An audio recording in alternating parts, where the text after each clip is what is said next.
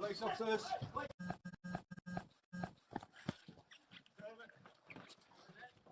Police officers. Police, there you are.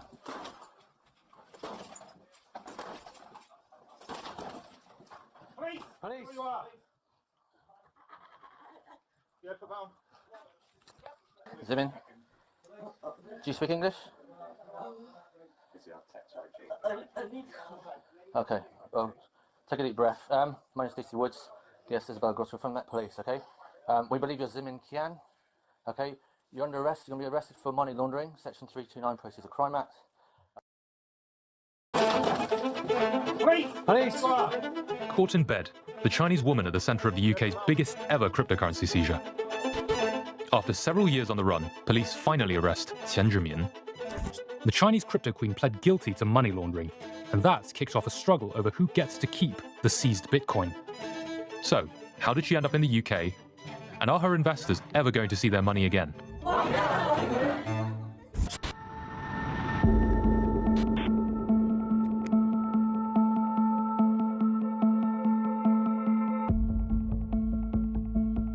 The story starts here in 2014 in Tianjin, a city in northern China. Qian Zhimian set up an investment firm called Lantian Gerui. The company promised investors huge profits if they invested in their range of technology projects. This early promotional video claims the company used investors' money to mine or generate new cryptocurrency. These were the Bitcoin mines. An investor we're calling Mr. Yu says the company drip-fed him apparent earnings just over £10 every working day. That made everyone feel good. It even gave us the confidence to borrow more to invest. Including these loans, Mr. Yu and his wife ended up investing around £100,000. I suppose we were just too weak to resist. They pumped up our dreams until we lost all self-control, all critical judgment. Investors got paid extra for each new person they signed up, helping the scheme to reach every one of China's provinces, pulling in 128,000 people. The company's marketing targeted the middle-aged and elderly, partly by trumpeting its love of China as a nation. Our love of country was our Achilles heel. That's what they exploited. They said they wanted to make China #1 in the world, to lift the Chinese people to their rightful place in the world. Investors like Mr. Yu saw Qian as the genius behind the company's incredible success. Here, a group of investors hold up a flag declaring their love for her. One investor we spoke to said that in person, she was incredibly sharp and persuasive. The company held events in glitzy banquet halls and hotel ballrooms. But Qian was famously secretive. She wore masks at large events and used front people to make sure her name wasn't on any of the company's paperwork. In mid-2017, the Chinese police launched an investigation into Lantian Gerui, and the payouts stopped. Investors were left high and dry. Several £100 million worth of investments disappeared, and Qian was nowhere to be seen. So, where did she go? We now know this is where she ended up, one of London's most exclusive neighbourhoods, Hampstead.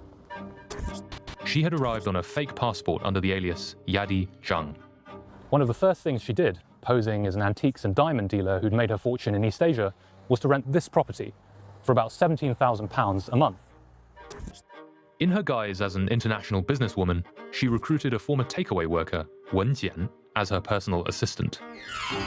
Messages Qian Zhimian sent her whilst they were looking for a cleaner showed Qian was obsessed with security. No photo, no recording, no video. Don't use the home network. Don't connect to the home Wi-Fi. Tell her these 3 rules directly. The new assistant, Wen's search history reveals a dawning awareness that her boss is not who she says she is. China extradition countries. What is Money Laundering Act? Before fleeing China, Qian bought Bitcoin using investors' money, which she took for herself when she fled. Using Bitcoin to fund a lavish lifestyle proved difficult, as she found out when she tried to buy this home worth £11.5 million. So we're here now in the North London neighbourhood of Totteridge Common. This is the house. It's very grand, but also very discreet. It's ringed with thick hedges and trees.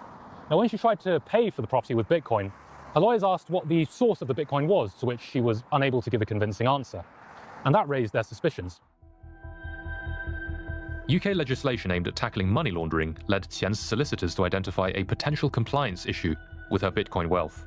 One said that her boss had started mining the cryptocurrency and amassing coins just for fun.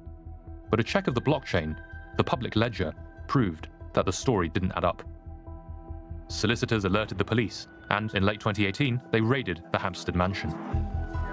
Miss Chan was in a bedroom at the back and in a different room to Miss Wen.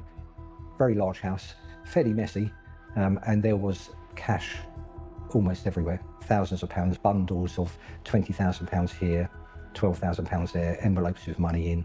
There was even a coat hanging up in a cupboard that had £3,000 in the pocket. Hello, madam. Appreciate you're in bed. I've just got to record down your name, if that is all right. So what's your first name, please? I know this is wrong, but my impression of her was that she wasn't especially bright. Years later, knowing a lot more about her, that was an act, and she's very good at acting. So she needed lots of assistance. Yeah. So she... DC Ryan's team also found a document in which Qian set out her dreams and ambitions, all carefully itemized and costed, some of them running into the millions of pounds. These ranged from things like buying jewellery and entering into UK high society. Oh, here for kingdom design. Well, I suppose that must be the Kingdom of Liberland. To becoming Queen of Liberland, an unrecognised micronation on the Croatian-Serbian border. Ultimately, the pair weren't arrested, but Qian, seemingly spooked, disappeared again. She still needed to convert her Bitcoin stash back into money. And from afar, Qian continued to supervise her assistant, Wen Jian. In desperation, Wen turned to a now defunct online forum and found a stranger calling himself Ricky who was willing to exchange crypto for cash. I'm in traffic, about 15 minutes. On one occasion, she met him outside a pub to pick up 20 grand for 2 Bitcoin. Hi. Are you there? Bus stop, opposite the pub. I have a yellow hat on. You mean orange hat? Yes, I have sunglasses. During a later search in 2021, DC Ryan's team found this ominous note written by Wen. Sadly for her, officers had already uncovered another note containing passcodes for Qian's Bitcoin accounts. In reality, it was very basic. The impression that I get is that Miss Wen and Miss Chan didn't mix in criminal circles in the UK. So they didn't really know the best way of laundering, and they were trying to do the best that they could, which wasn't particularly good. It's also in 2021 that the Metropolitan Police discover the true scale of Qian's wealth. They finally unlock all the cryptocurrency wallets found on laptops and hard drives they had seized 3 years earlier. In total, they seized 61,000 Bitcoin, at the time worth nearly £2 billion. Police officers, please wherever you are! Qian was finally arrested in 2024 in York after she was spotted on CCTV walking into a rented home. Police! I was surprised that she was in the UK. I thought she would have left. Her passport indicates that she did leave, but we don't know how she got back into the UK.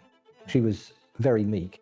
I went to get her from the cell to bring her into the interview room, and she was walking very hunched over, walking very slowly, very small steps. Now, bear in mind, I'd seen her on CCTV a couple of weeks earlier, so I knew she could walk normally. So this is all part of the act that she's trying to portray, that she's infirm, trying to encourage people to feel sorry for her. Qian argued she left China because of a crackdown against crypto entrepreneurs in 2017. But finally, at trial, she dramatically pleaded guilty to charges of money laundering. So what now for the Cryptoqueen's investors?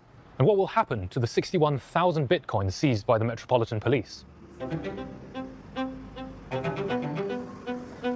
Prosecution Service launched a civil proceeds of crime case in September last year, which will try and identify the rightful owners of the seized money.